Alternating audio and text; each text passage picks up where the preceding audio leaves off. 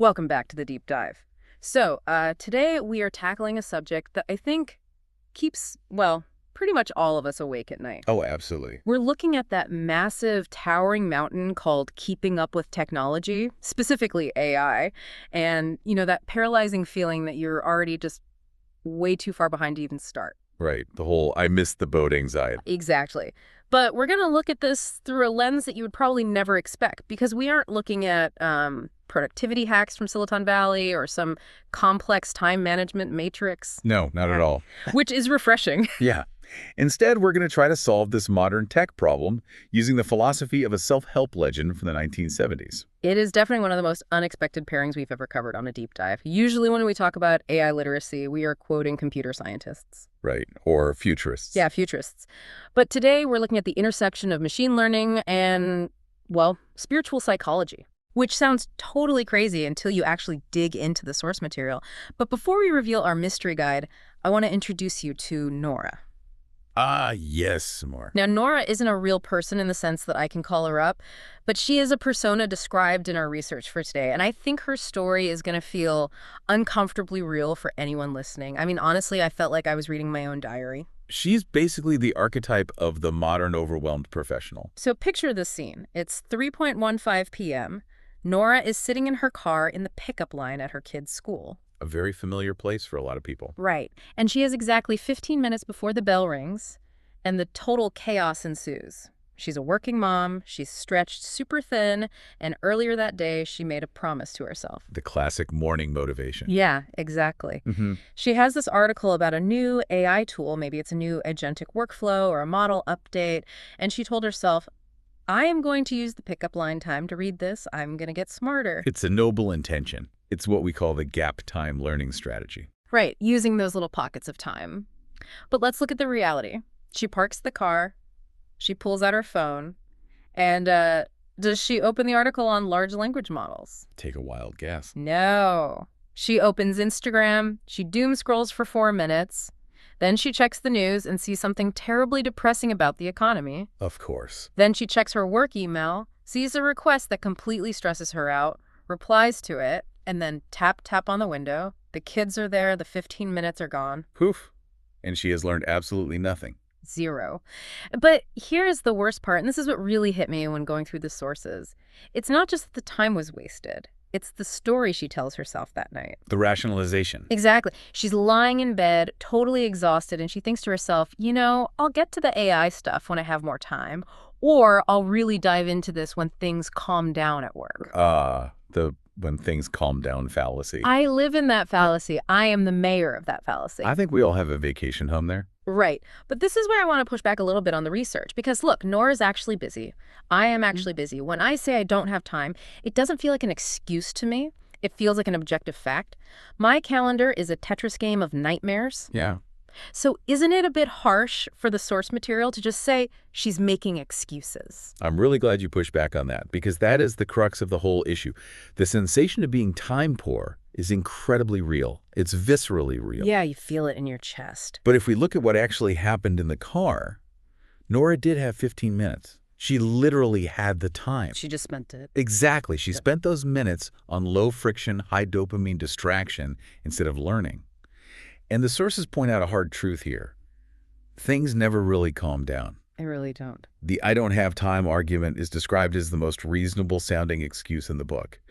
It's a shield we use to protect ourselves from the discomfort of feeling like a beginner again. Oh, wow. So it's not a time management problem at all. It's a vulnerability problem. It's a fear problem masquerading as a schedule problem. And that is why we can't solve it with a new calendar app or a better to-do list. We have to solve it with psychology. And this is where our unexpected guide comes in.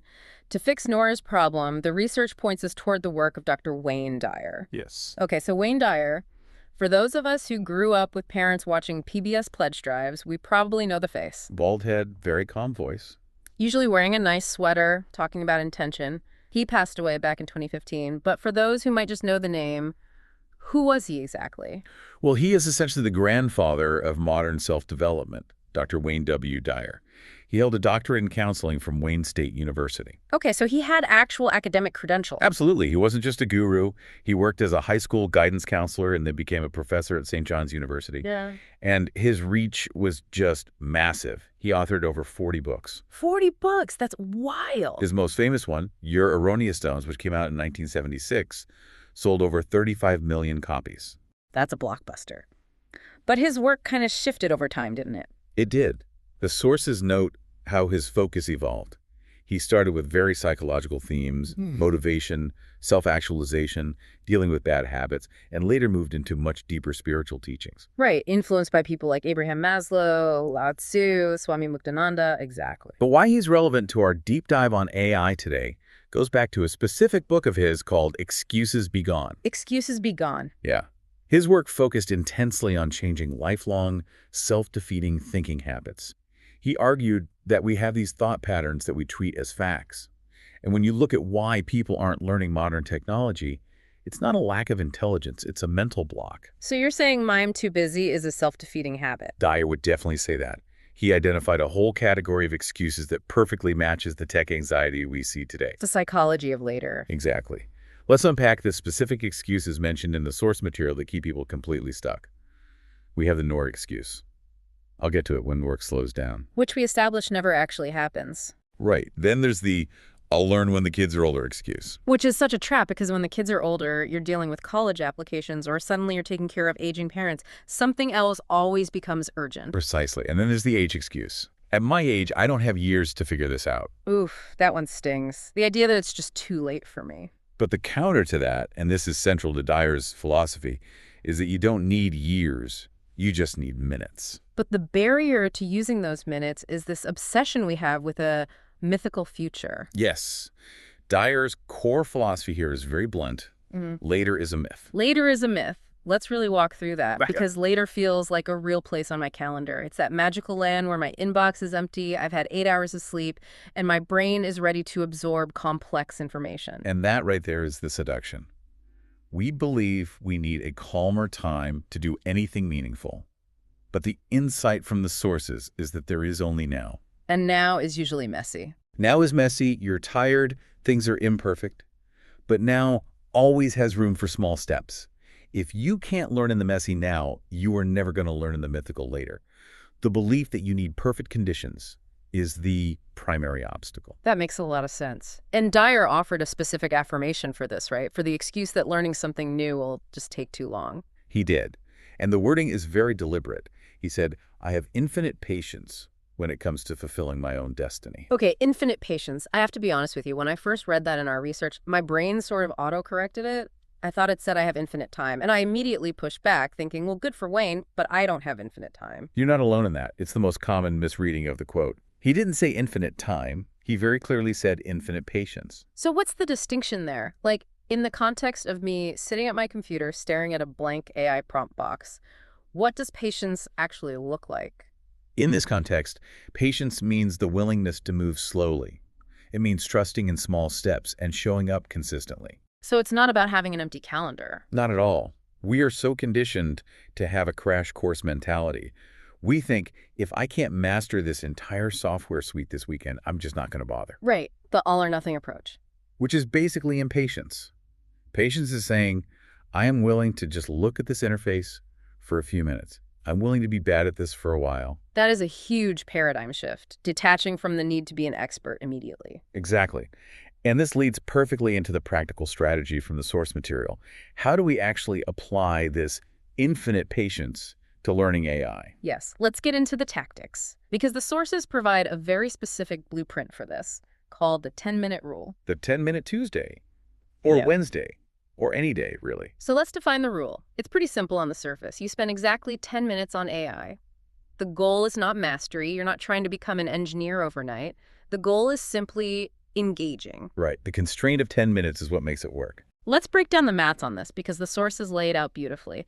If you just do 10 minutes a week, Which is nothing. literally nothing, 10 minutes a week is 80 minutes a month. Wait, 40 minutes a month. Ah, right. 40 minutes if it's once a week. But the source suggests a couple of times a week or small bursts. If you average it out to maybe 10 minutes twice a week, you're hitting around 80 minutes a month.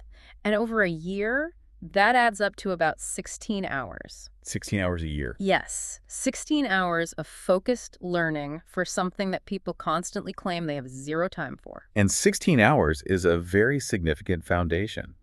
Think about it.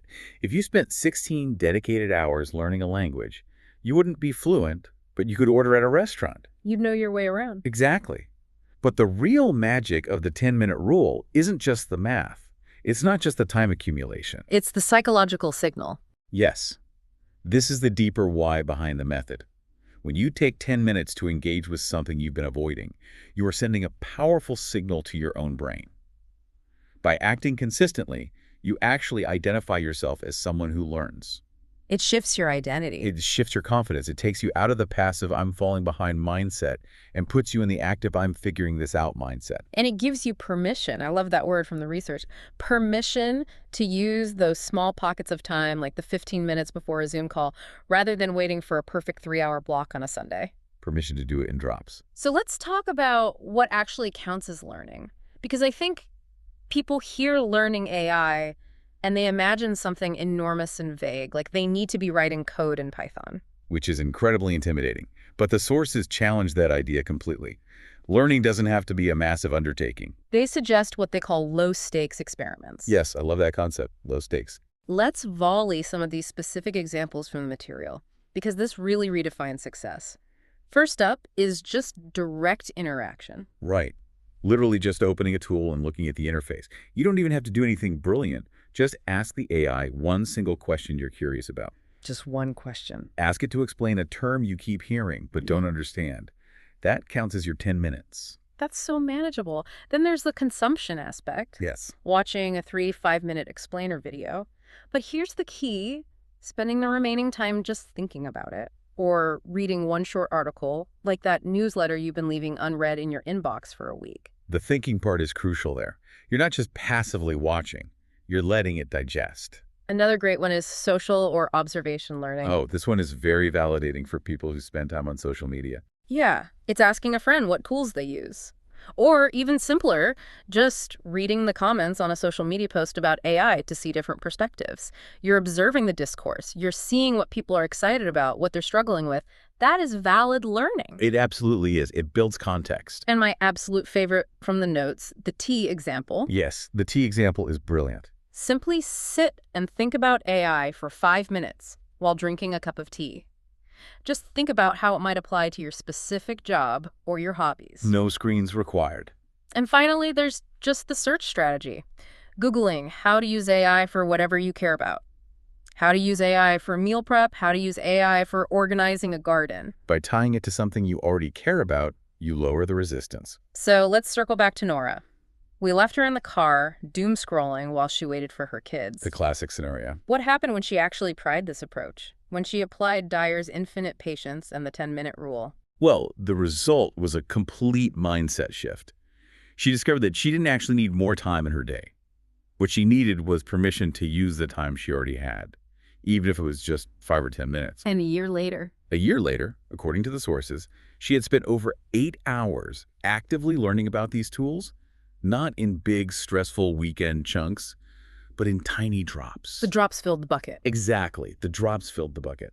And more importantly, she wasn't afraid of the topic anymore. She had built a foundation. So to recap our journey today, we started with the total paralysis of I'm too busy, which we reframed as a vulnerability problem. The fear of being a beginner. Right. And we looked to Wayne Dyer to realize that later is a myth. The conditions will never be perfect. The core value here is dismantling that self-defeating habit. Stop waiting for the mythical empty calendar. It's all about infinite patience. The willingness to be clumsy, to take small steps, and to trust that 10 minutes of imperfect action is infinitely better than 0 minutes of planning to be perfect. Action beats planning every single time. So, as we wrap up, we always like to leave you with a final thought to mull over. Something to explore on your own that builds on this idea. Think about Dyer's concept of infinite patience.